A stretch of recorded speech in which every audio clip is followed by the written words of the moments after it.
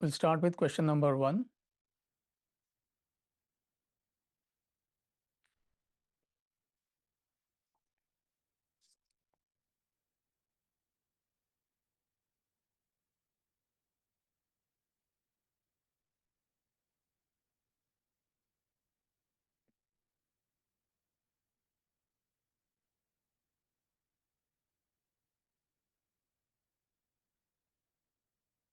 Yeah, Radha, you can read the reference and your question. Reference Vedanta Treatise, Chapter 9, Human Composition, the Various Sheaths. One understands from the explanation that the subtle controls the gross. Swamiji mentions that the subtle also pervades the gross. Question. When considering the personality layers or sheaths, how does the subtle control and pervade the gross, especially with reference to vaasanas and the self? How does subtle control and also pervade the gross, especially with reference to vasanas and the self? Okay. So we have the reference, we have the question.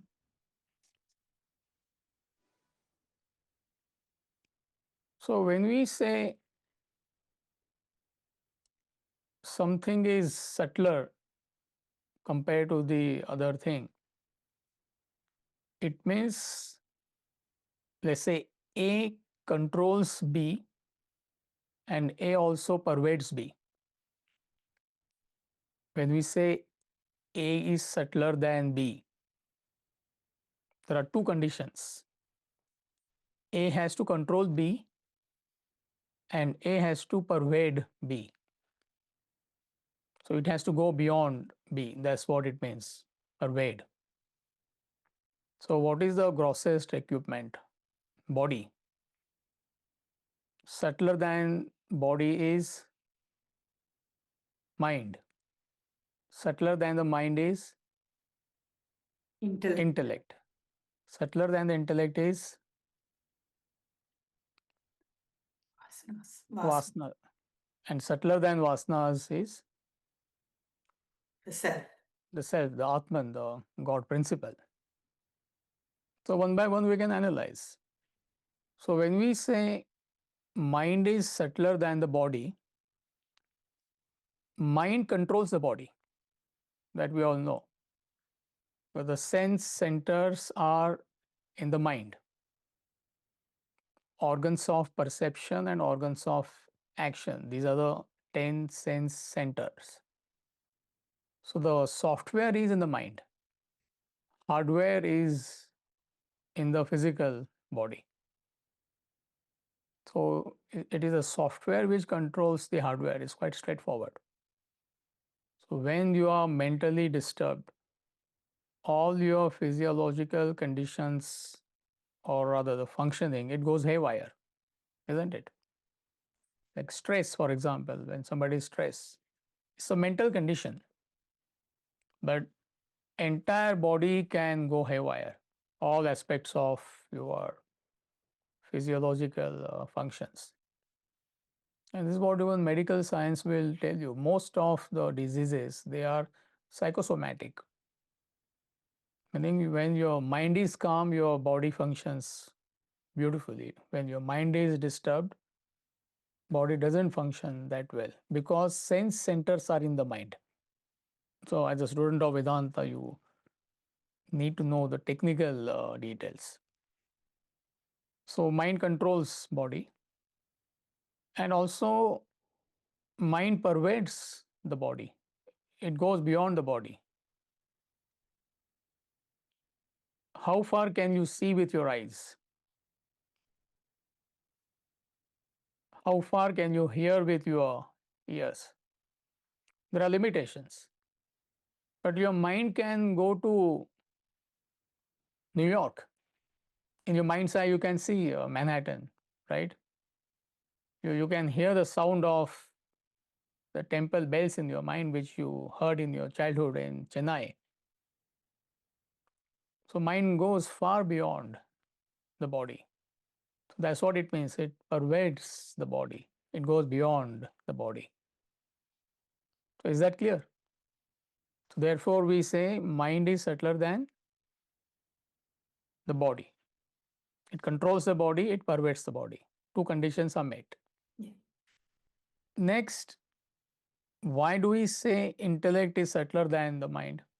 Because intellect controls the mind. That we know. All your likes and dislikes, impulses, emotions, feelings. A powerful intellect perfectly controls everything.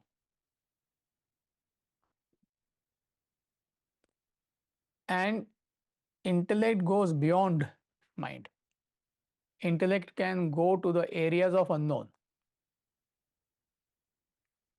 What is this universe? Is there anything beyond this universe?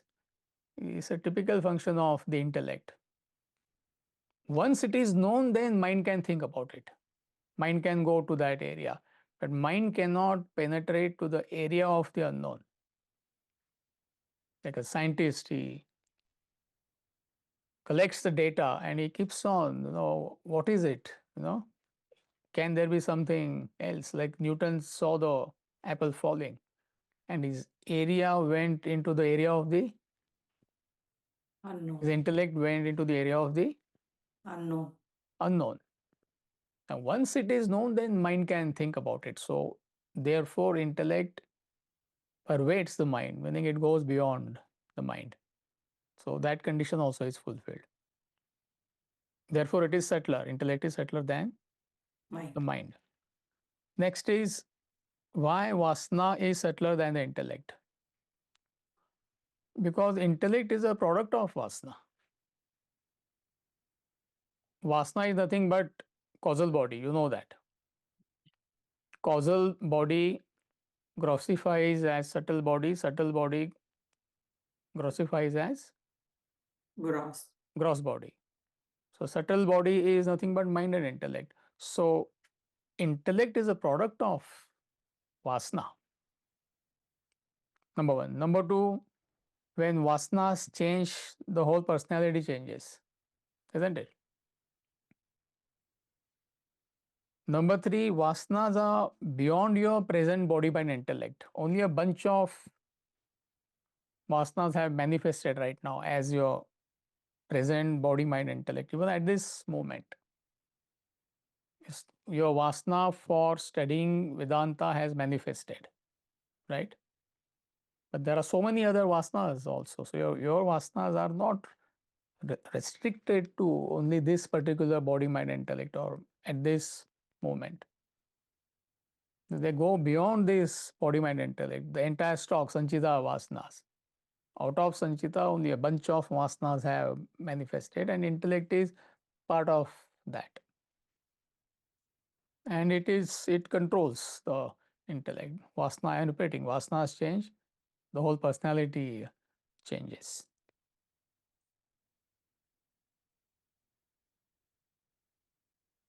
Did we cover both? Vasana controls the intellect and it pervades the intellect. How does it pervade? Intellect is a product of vasana. No? So it's pervades. Okay. It's a product of vasana. It's just one fiber of vasana. Okay. You get it? Yes. In this kurta, one fiber is intellect. Okay. The whole kurta is vasana. I mean, that's the example I can think of right now. And then why self is subtler than the vasana? That is last, correct? Yes. So self, Atman, God principle enlivens vasanas, isn't it? Vasana is nothing but matter. So what enlivens that matter, vasana, is Self. the self, the God principle. Without self, without Atman, it has got no life in it. It is the Atman which gives life to vasanas. So that is controlling. And self is all pervading, it is infinite. Vasana is just a tiny dot in the infinity. Your vasana, my vasana is nothing but a tiny dot. We can't even say a dot, but okay, let's say a dot. So it pervades, it is everywhere. Vasanas are not everywhere. So therefore, it is subtler than the vasanas. Self or Atman is subtler than the vasanas.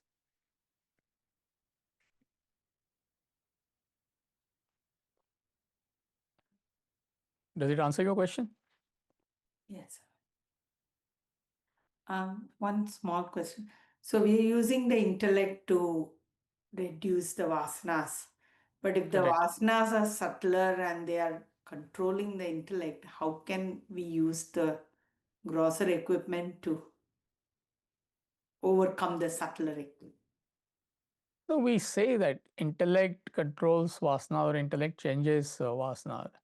But if you probe further, using intellect, you can keep on going to the deeper and deeper aspects of your personality. It's almost hitting vasanas.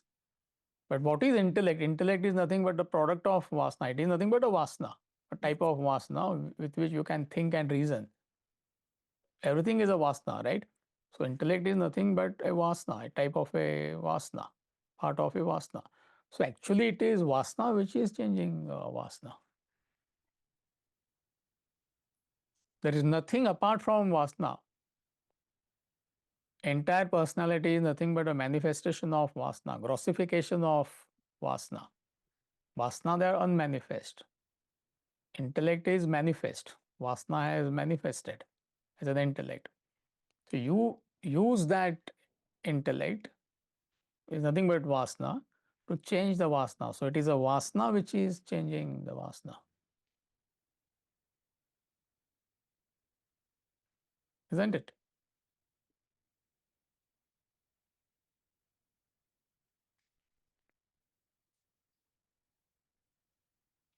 Are you okay? Yes. Group is okay? Amitji, when we say that being subtler is it pervades and controls, Correct. and we go step by step as you described now, like from body to mind to intellect to vasana and then to self. Now, my question is basically when self enlivens body, mind, intellect. Correct. Now, we also say that self um, controls the vasana because it pervades and controls, right? So the enlivening and control, are they the same or no, it's not the same, correct? Same, they're synonyms. Synonyms. Electricity enlivens, controls all the gadgets. They're synonyms. You switch off the electricity, what is there? You go to Home Depot, you go to the electricity department, there are thousands of lights burning. You switch off the mains, I mean, what is left? Total darkness. So they are synonyms. Okay. Controls means enlivens. Thank you. Amitji, one more clarification. Yeah. Is just like you explained that in intellect is a product of vasana, and we use the intellect to eliminate our vasanas, or Yeah. we can use the same argument for the self too. We use the intellect to reach the self, at least the subtle intellect. And so it's the same argument, right? Because it's a product of, or is enlivened by the self, but we still have to use our subtle intellect to reach the self. So you're saying subtle intellect is an element of self, you're saying? It's enlivened by the self. Yeah, correct. So with subtle intellect or with intellect, you can eliminate all your desires. But Yeah. self is beyond body, mind, intellect. Okay. So you can eliminate all your desires. using your intellect. But can you use intellect to, reflect or contemplate on the self? So that's the role of the intellect. Okay. But intellect directly cannot reach the self. It can remove all the desires. What is left is self. It's not you don't gain self. Self is Okay. your original nature. Okay. What blocks the self, the divinity or Atman in us, is our desires. So intellect can remove these desires. And when these desires are left, they're gone. What is left is self or the supreme reality, which is all pervading. So you don't gain self by intellect. Right. Any terrestrial effort cannot gain the transcendental. It can remove the terrestrial ignorance. What is left is all pervading reality. Thank you.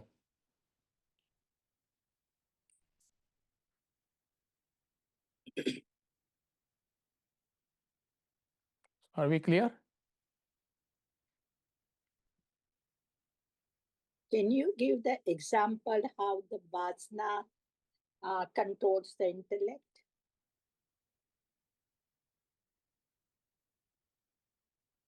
When vasanas change, intellect changes. When your vasana changes, the whole personality changes. Yeah, yes. And intellect is a product of vasana. That's what we said. Causal body grossifies as subtle body grossifies as the gross body. So subtle body, intellect is nothing but subtle body. Subtle body is a product of causal body. Yes. Therefore, it is vasana which controls the intellect. The vasana changes, the entire personality changes, which includes your intellect. Okay, thank you.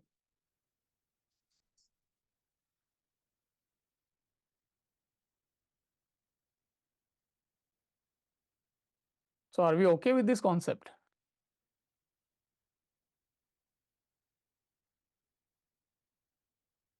You have to think about it. I mean, those who haven't heard it before.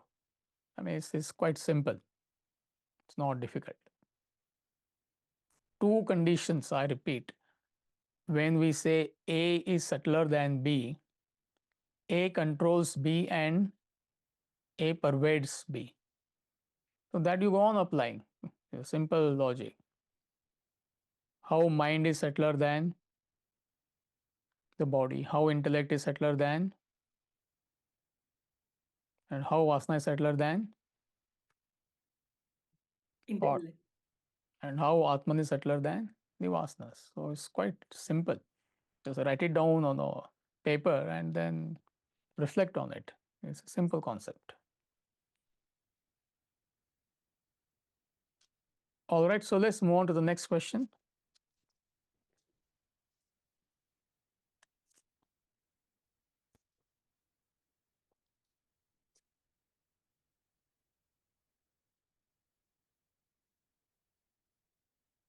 Yeah, so Theresa is the questioner. We have the reference and there are two questions. So can you please read the reference and the question? Theresa, unmute yourself.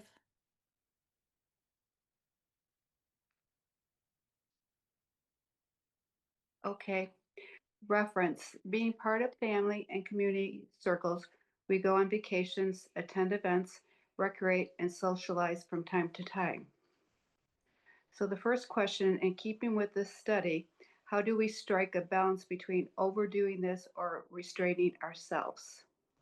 The second question is, how do we draw the line to stay within our obligatory duties in these cases? All right, so we have the reference to the question.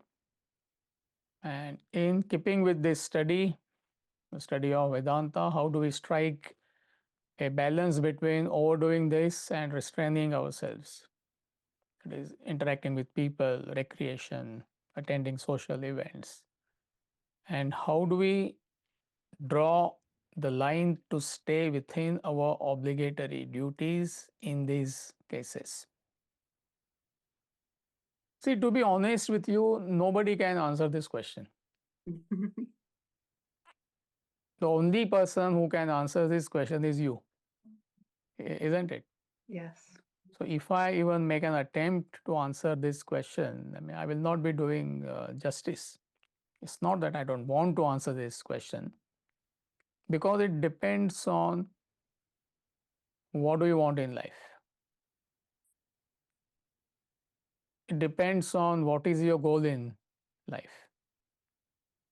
So if you have that burning desire for liberation, mumukshatva, you know that word. You have been attending these classes for a long time, at least 10 years. So if you have that burning desire, that I want to break free, I want to liberate myself, it doesn't matter.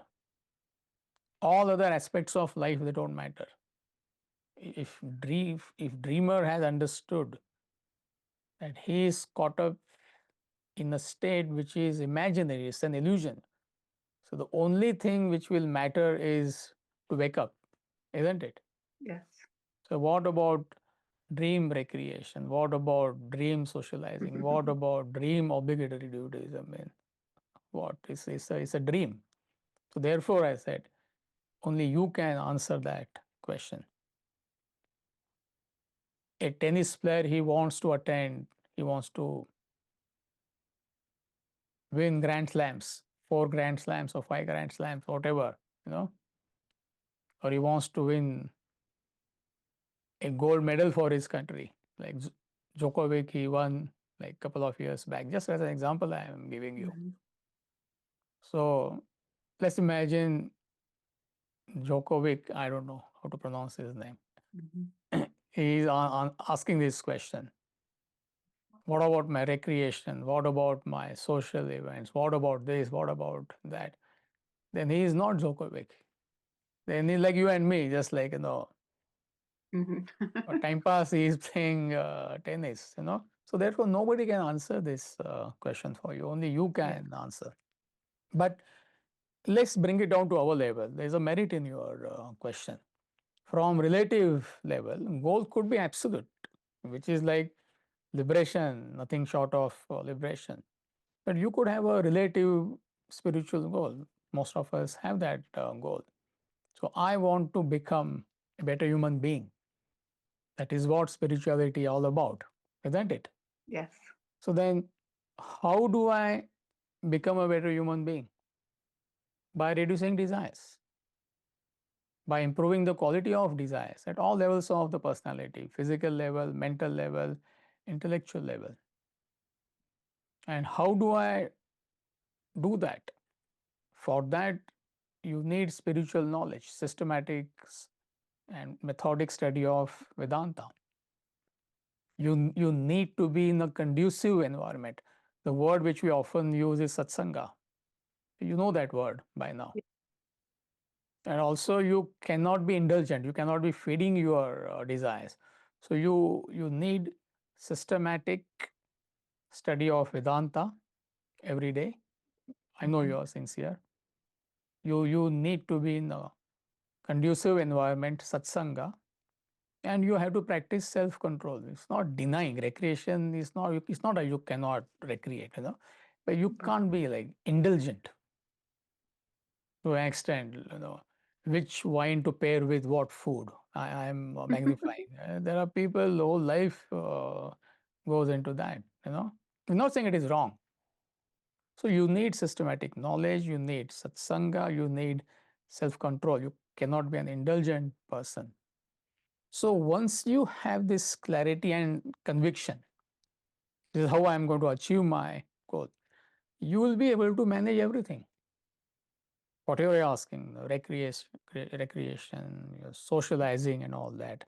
So if you feel it is impending, it is a barrier in your goal, it is coming in your goal, whatever goal you have, then you either say no or you soft pedal.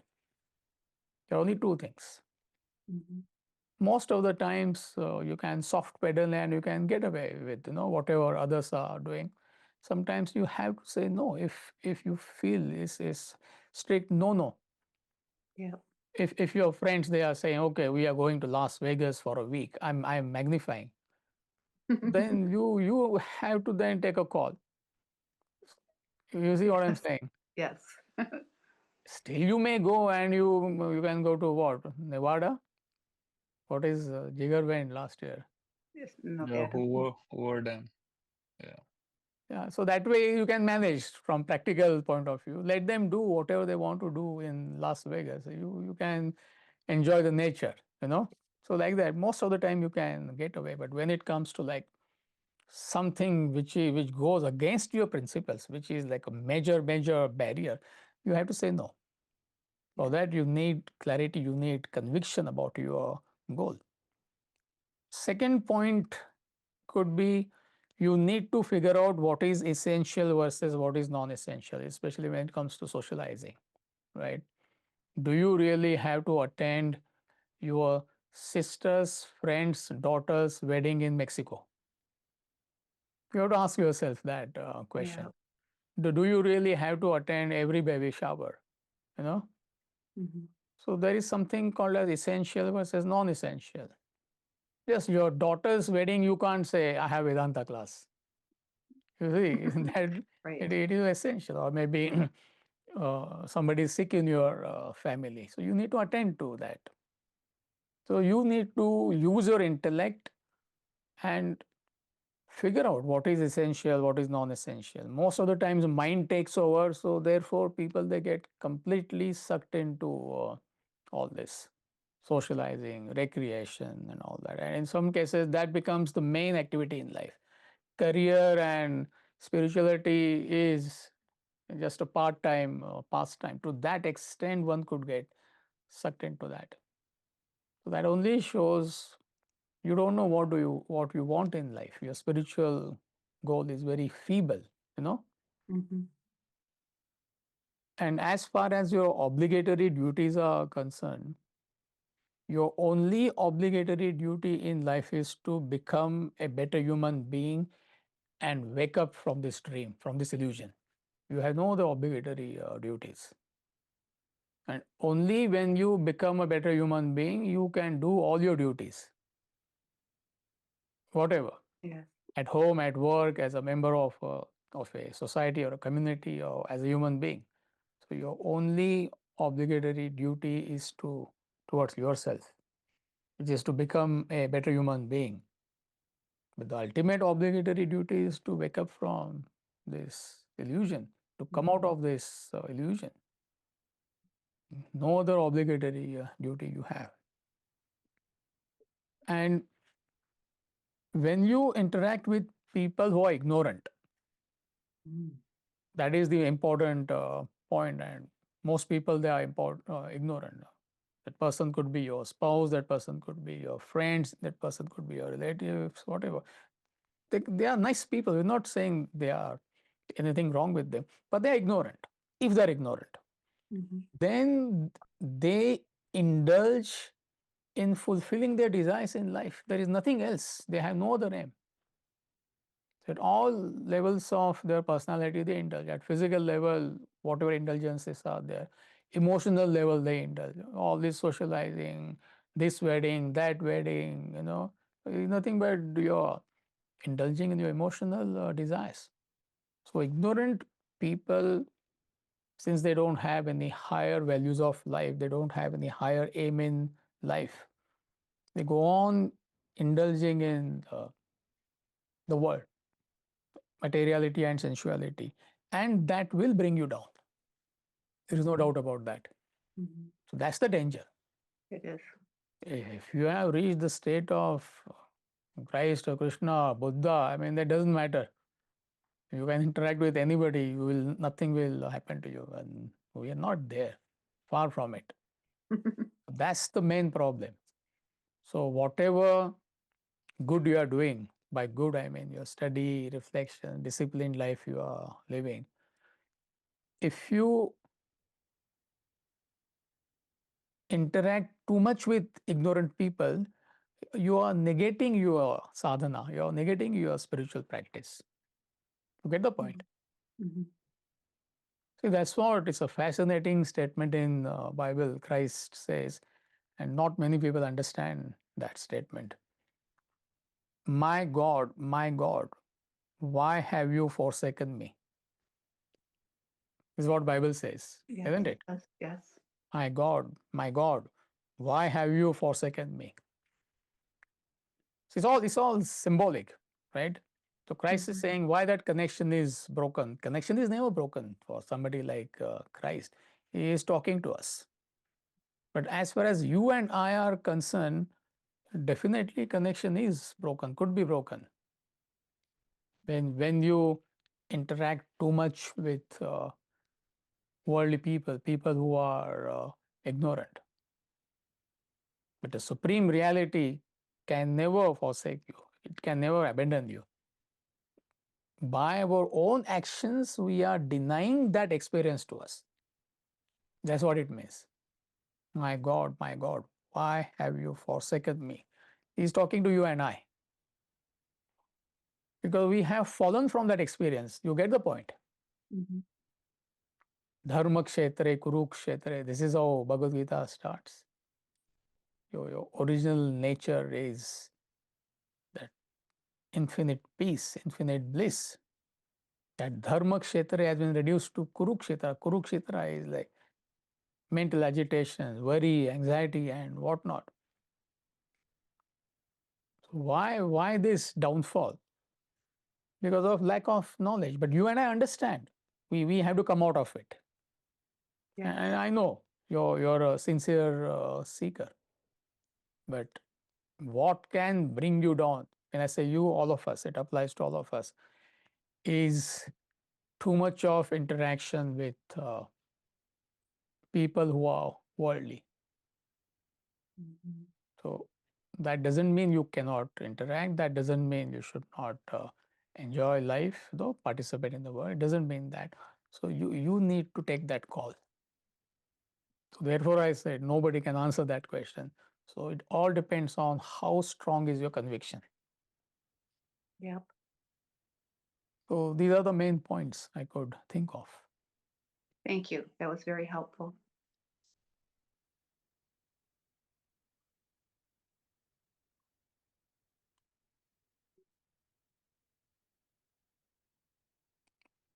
So are we okay? The group is okay? Yes. No doubts? No, just work. Okay. All right. Next question, please.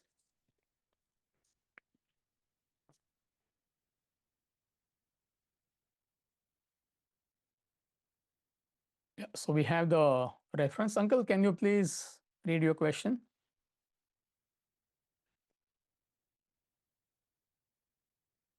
Unmute. So reference is Bhagavad Gita chapter 9 verse 1 and 2. And the question is what is faith and what versus blind faith? How are the two different? How does one develop faith and how does it turn into blind faith? Multitude of spiritual teachers, is that a barrier to developing faith? Like if you keep switching from one guru to the other guru and all that. Right. So we have the reference, and there are 1, 2, 3, 4, 5. There are 5 questions. What is faith? What is blind faith? How are they different from each other? How does one develop faith? And is it a barrier if there are multitude of spiritual teachers in developing faith?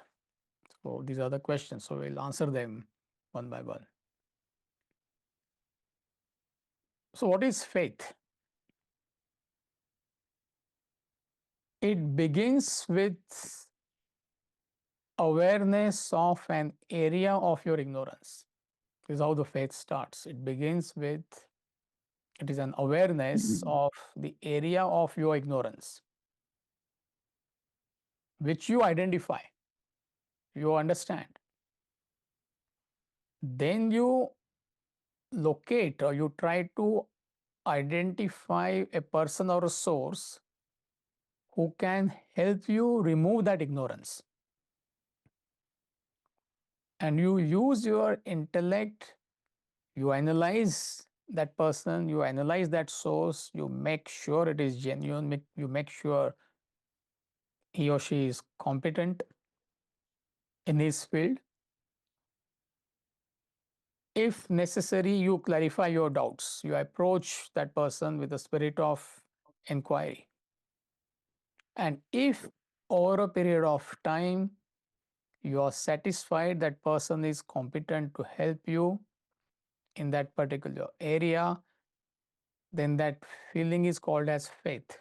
It is that feeling of assurance that I am in safe hands.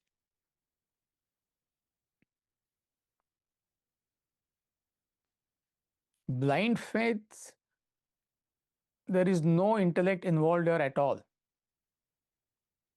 So the way I described faith right now is it's a product of your intellect. It's an outcome of your intellect, right? So a lot of effort is involved, their intellectual effort. Blind faith is completely mind-based. There is no intellect functioning there at all. So there is no analysis. There is no effort to find out the competency of a person, whether he or she is competent or no. Mostly it is based on herd instinct. ABCD is doing it, therefore I am doing it. The best example is meditation. We keep on talking. Nobody knows what is meditation. Everybody is flocking to whoever is teaching meditation. And in most cases, neither the teacher nor the taught, they have any clue. Or doing yoga, asanas, physical exercise, you become spiritual. This is what most people they are teaching. Exactly opposite to what scriptures are teaching us. It is a subtle which controls the gross. That was Radha's question. If gross could control the subtle, then give up everything. 3 times, 4 times in a day, just do yoga, breathing exercises, and after 6 months, we all will come out as, I don't know, this will glow on the face, spiritual people. Nobody questions that. Even so-called intellectuals, they don't question that. So it's a blind faith. So blind faith is no faith. It is just mind is blindly following something because others are following. There is no analysis, there is no inquiry, there is no nothing. So that's the difference between faith and blind faith. So I think that should answer all your questions except the last question. Is multitude of teacher, is it a barrier or is it an advantage? It's an advantage because there are different personality types. So no guru can cater to all personalities. See, basically, human being can be active, devotional, or intellectual. So a guru who is intellectual cannot cater to a person who is predominantly devotional or somebody who is predominantly active.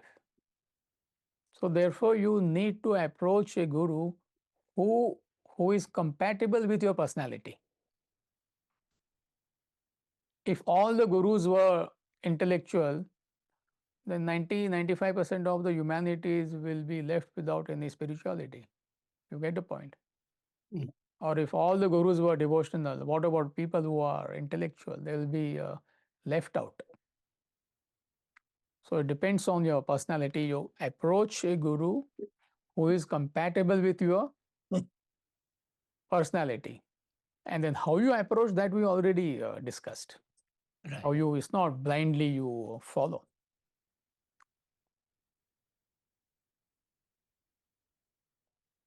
See, we traditionally, you're from India, so you know. I mean, we often use the word Ishta Devata. Ishta Devata is preferred deity. It could be any deity. It's all symbolic. So it's not. I mean, there are hundreds of deities, all like you may feel affinity towards that concept. That's what it means.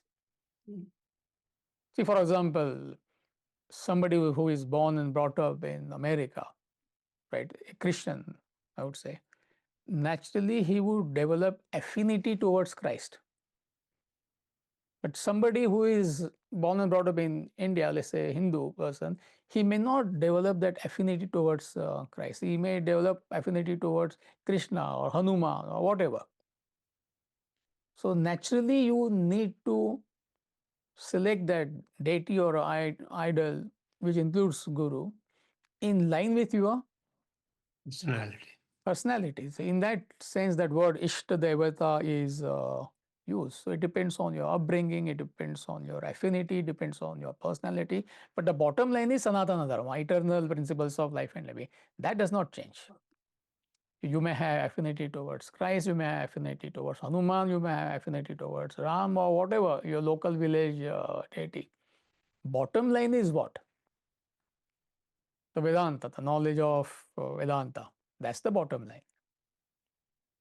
So therefore, having a multitude of teacher is an advantage. But if you are switching from teacher to teacher, then where is faith? You get the point. Yeah. Then there is no question of faith. With faith, you get that fixation. And that fixation is not blind fixation. It's a product of a lot of intellectual analysis, which we already discussed. How can there be only one doctor?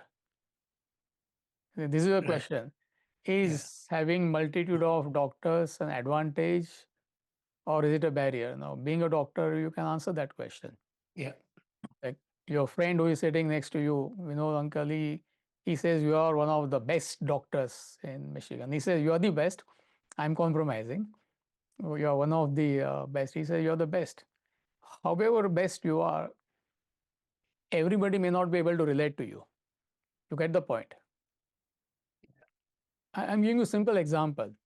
Right. So therefore, having multitude of teachers is an advantage. It's a huge advantage. So you need to approach a guru who is in line with your personality. If you feel compatible, then only you should approach that guru. See, now here in this forum, we cannot cater to people who are predominantly devotional. We cannot do that. Yes, we do cater to devotion to some extent. So therefore, we have introduced bhajans. There is a little bit of prayer, there is a little bit of chanting. All of us need that. But if somebody is like fully into devotion, let's say 80% of his demand is devotional practices, we cannot cater to such people. They have to find somebody else who can do that. So therefore, it is an advantage having multitude of gurus or teachers. So I think we discussed all your questions. What is faith? Discussed. What is blind faith? Discussed. How are they different? Discussed. How does one develop faith? That analysis itself should answer all your questions. Right. And multitude of spiritual teachers. So all the questions are answered. Thank you.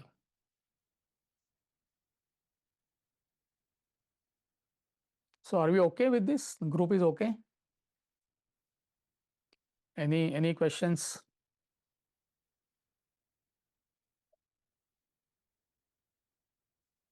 All right, great. Next question. What's the time? 7:45. Okay. Amitji, I had one question. Yeah, please. So if your personality is, say, devotional when you're at a particular age and you get the guru, and then can it transform to a more intellectual personality, and then do you change the guru or change the path? No, doesn't happen. Doesn't happen. A bhakta will remain a bhakta, jnani will remain a jnani, Okay. active person will remain active. See, little bit shift is naturally, it will, as you get this knowledge, you will be more inclined to study and reflect. But your basic constitution remains. There is not a major shift. So that's the beauty. Staying where you are, you must evolve. Okay. If you are devotional, then for you, bhakti yoga is the path. That doesn't mean you know the details. Yes. That doesn't mean you don't need knowledge. That doesn't mean you don't have to act. But your major efforts, they go into that, toward devotional practices. Okay. Thank you.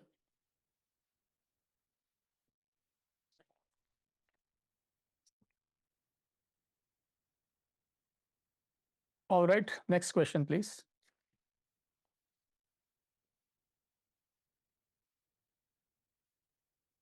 Yeah, Anna, can you please read your question and reference and a question?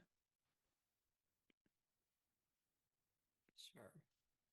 Isavasya Upanishad Mantra 2 explanation on action. It is stated that action should not tire you, although the body needs sleep and rest daily to function optimally. What is the correct balance of action for one not to become physically or mentally depleted? Please explain how action does not make one tired. There's only one balance: to what extent you are selfish. As simple as that. The moment you are selfish, or to the extent person is self-centered, to that extent he will be tired, both physically and mentally. So it's mental actually, so mental fatigue. Body has got nothing to do with fatigue. See, when I say that, it is understood. I mean, you cannot run 100 miles. Obviously, body will be tired. We don't mean that. But what tires us, what tires anybody, is selfishness. So to the extent one is unselfish, to that extent one will not be tired. A selfless person can go on and on and on. So when we say that everybody needs sleep, it is understood. Body is nothing but a machine. But the fatigue, the tiredness which we are talking about is all mental. It has got nothing to do with physical tiredness. But incidentally, a selfish person will feel tired at a physical level. Hardly 1 hour, 2 hour he works, he will be tired. It goes without saying.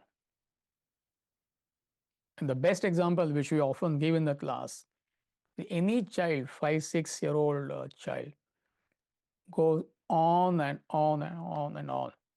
And when he or she is tired, they sleep. They wake up again, they go on. A few days back, I was having lunch at Makran's place. Where is Makran? We all know his son, Vedanta. I was there for an hour and a half. Non-stop, that guy was, I don't know, all different parts of the house. Then we had a meal, and then I had to meet Veera and Radha. He said, "No, I want to show you my Hot Wheels." I asked him, "Where are your Hot Wheels?" He has got hundreds and thousands of cars. So he took me to his room. He showed me his entire collection and all that. And then he said, "No, no, don't go yet. I want to show you something else." So on a mattress in the room, there's a mattress kept on the floor. He started doing somersaulting. 2, 3, 4, 5, 6, 7. I mean, on and on. So I said, finally, and then I said, "Okay, I'm going." "No, no, let's play basketball." On the door, the kids they have. What tiredness? You get the point. Mm-hmm. Because desires are not manifest, ego is not manifest. So therefore, there is no selfishness in the child. So that principle we must understand. But same Vedanta, if he's tired, he will be tired. You get the point. The moment he wakes up, again somersaulting, again this, again that. So therefore, if you look at the life of any Mahatma, I mean, it is unbelievable what they have achieved in life. Yeah, I won't talk about Swamiji, but since you are aware, you know Swamiji, when you go to India, find out about his extraordinary achievement. Impossible. I mean, it can't. It will take me at least half an hour to give you few examples. Impossible. So from where do they get their energy? Even at the age of 99, body is gone, is all broken. Still, there is a stream of visitors to see him, and he doesn't say no to anybody unless there is some treatment or whatever physiotherapy is going on. We often give example of Adi Shankaracharya, you know, the author of Bhaja Govindam and Atma Bodha. So what he achieved is thousands and thousands of us put together cannot even achieve 20% of what he has achieved. We are talking about 1,200 years back. 7 times he traveled the length and breadth of India. India undivided is like the size of a continent. Hundreds of books he wrote. I mean, it is unbelievable what he has achieved. So and he died at the age of 32. So how come one person can do that? You and I cannot do that. So it's not that they are special. Of course, they are very special. Selflessness. So how we understand is to what extent you are selfish. So if you are totally selfish, action will tire you in no time. To the extent you are unselfish, to that extent you will find you get all that energy and motivation, inspiration, stamina. So that's the principle. So there is no balance as such. Balance is only this balance: selfishness versus unselfishness. Okay. Thank you. So are you okay? Yes. Group is okay?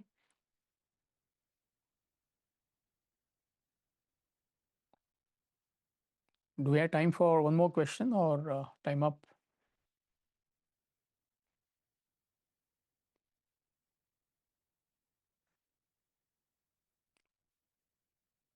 What's the time? That's what I'm asking. 7:55, Amitji. 7:55. Okay, I think we should stop. So we have 5 minutes. Any quick clarification? Amitji, I know I don't know whether to ask this question about Shraddha and faith, right? In a lot of books, I mean, in not a lot of books, so Swamiji's books, it says Shraddha, within brackets, they'll say faith. But faith and Shraddha are not the same. I know that, I am able to grasp, I'm not able to grasp it clearly, right? How does faith is defined in as Shraddha, or what is Shraddha? It is an extension of faith till we get wisdom, or what exactly is that? Amazing. Is it the right question to ask now, or I can ask later? Yeah, it's the right question. See, faith we discuss right now. You know what is faith. Correct. Yeah. Faith. So Yes. Shraddha is nothing but continuing your efforts in your field till you achieve your goal. Okay. So it's very simple. But it begins with faith. So Shraddha is faith plus consistency of your efforts. It's a very simple concept. Faith plus consistency of effort. Okay. Faith plus consistency of your efforts till you achieve your goal. So that is Shraddha. You may have faith, but you may not put any efforts. You may have all the faith in Vedanta, but a lazy person, not doing anything. What's the use? So it begins with faith, it continues with consistency of your efforts, and it ends only when transformation is complete. You don't wait till then. I mean, you don't stop till then. Okay. Certainly. Thank you.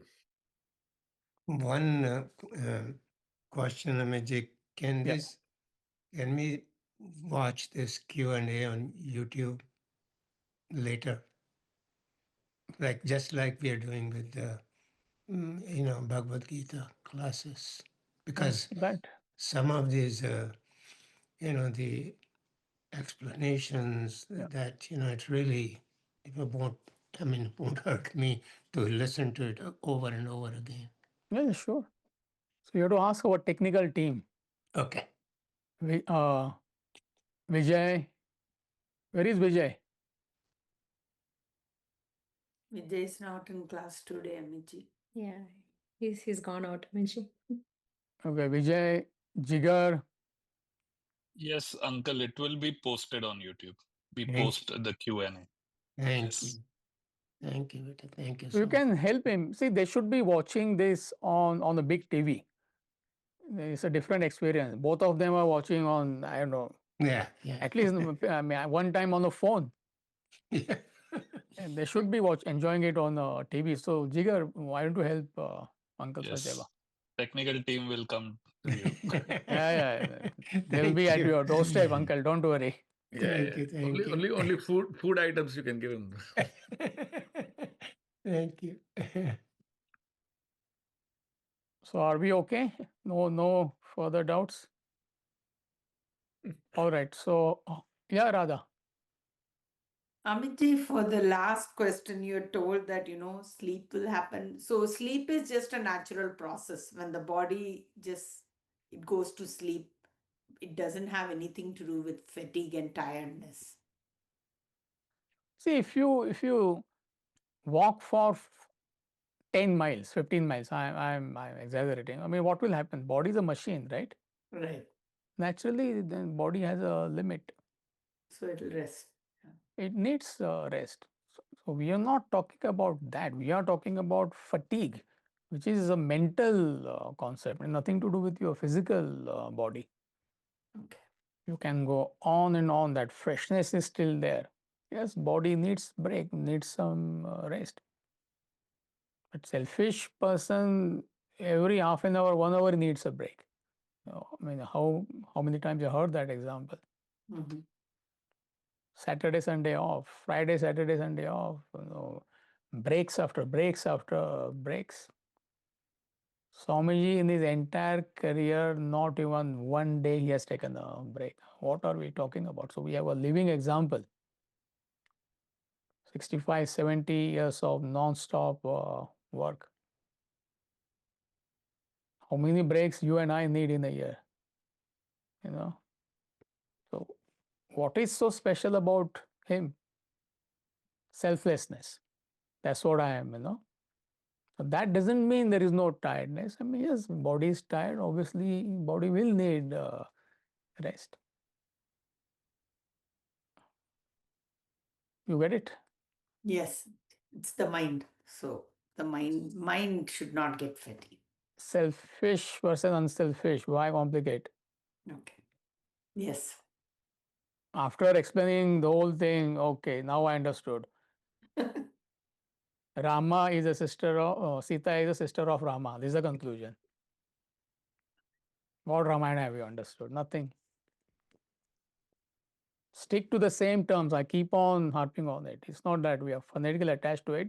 This is where you get clarity. And you're not wrong. Of course, you're right. But why? Selfishness versus unselfishness. That's what produces fatigue, nothing else. All right. So how many questions are left? 6 questions. Yeah. So next week we have Q&A. Yes. Okay. All right. So good night, everybody.